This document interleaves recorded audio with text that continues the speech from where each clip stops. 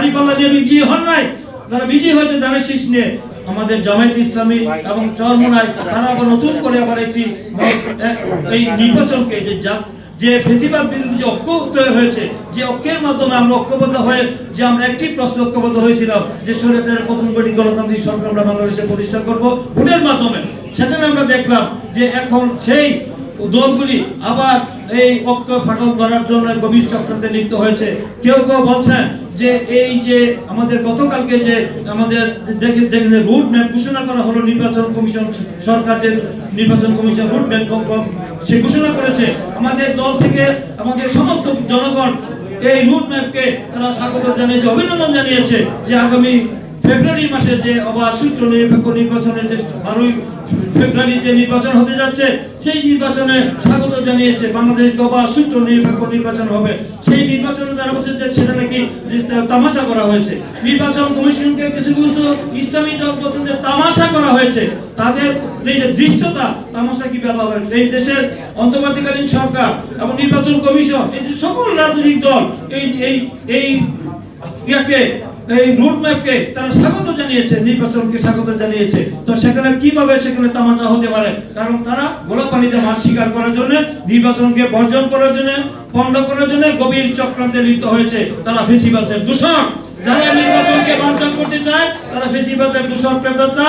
তারা চায় দেশে প্রতিষ্ঠিত পরিস্থিতি তৈরি করে তারা আবার এই দেশে আবার সেই ফেসিবাদের প্রবেশ হোক, রাজনীতিতে আবার তাদের পূর্ণ প্রবেশ হোক তারা চাচ্ছে। তাদেরকে সেই সুযোগ কি দেওয়া যাবে? বাংলাদেশে তারা সেই সুযোগ পাবে না। তাই আমি বলতে চাই, জামাত ইসলাম আজকে দেখতে পাচ্ছি যে জামাত ইসলামে আমাদের আশ্রয় প্রশ্রয় থেকে, আমাদের আশ্রয় প্রশ্রয় দেখে, আমাদের মার্কা নিয়ে আমাদের সরকারের সময় যারা মন্ত্রী হয়েছিল, আমাদের প্রশ্রয় থেকে মন্ত্রী, তারা আজকে যখন বলেন যে 2 সাপের 1 বিষ, নৌকার ধানের শীষ, তাদের দৃশ্যটা দেখে আমরা অবাক হই। তাহলে আমরা ধানের শীষের প্রতীক নিয়ে আমরা কিভাবে ইলেকশন করেছিলেন? তারা সেটা আজকে যদি প্রশ্ন করে ইলেকশন করেছেন, তারা তো নিজস্ব মার্কা নিয়ে দাঁড়িপাল্লা নিয়ে বিজয়ী হন নাই, তারা বিজয়ী হয়েছে ধানের শীষ নিয়ে। আজকে তারা এই কথা বলার দুঃসাহস দেখাচ্ছেন।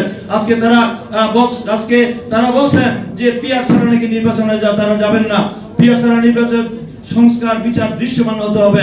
এই পিয়ার কি বাংলাদেশের মানুষ কি বুঝে? পিয়ার খায় না গায়ে দেয় কি মানুষ বুঝে? এই দেশের মানুষ, তারা মানুষ এই দেশের রাজনীতিবিদ বুঝে না। সেই পিয়ার আমাদের দেশের জন্য উপযোগী এখনো হয় নাই। যদি পিয়ার করতে হয় সেখানে জাতীয় সংসদে সংবিধান সংশোধন ছাড়া পিয়ার করার কোনো সুযোগ নাই। আপনারা পিয়ারের কথা বলে কেন নির্বাচনকে প্রস্তাবিত করতে চান? এই যারা দোয়াশে সৃষ্টি করে, তারা প্রস্তাবিত সৃষ্টি করে, তারা অস্থিতিশীল পরিস্থিতি সৃষ্টি করে নির্বাচন বন্টন করতে চায়, তাদেরকে জনগণ প্রতিহত করবে। তাই মনে করি নির্বাচন নিয়ে যেভাবে একটা আমেজ সৃষ্টি হয়েছে, জনগণ স্বতঃস্ফূর্তভাবে মেনে নিয়েছে। মানুষ ভোট দিতে পারে নাই, দীর্ঘ 16 বছর ভোট দেওয়ার জন্য মানুষ প্রস্তুত, তারা উন্মুখ হয়ে বসে আছে। তারা সেই নির্বাচনে বাধা সৃষ্টি করার চেষ্টা করছে।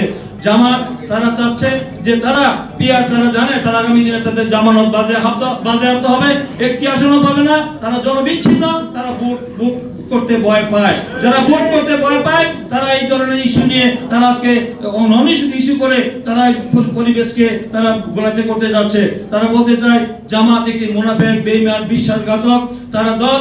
সেই দল তারা দেখেছি যে জামাত এই দেশে বারবার জনগণের সাথে বেমের, যারা স্বাধীনতা অস্তিত্বকে বিশ্বাস করে না, তারা যারা জাতীয় পতাকা উত্তোলন করে না, যারা শহীদ মিনারে যায় না, জাতীয় স্মৃতিসৌধে যায় না, তারা জাতীয় সঙ্গীত গায় না, তারা বাংলাদেশের অস্তিত্বকে স্বীকার করে না, সেই জামাত বাংলাদেশের রাজনীতি করার কোনো অধিকার তারা বাংলাদেশের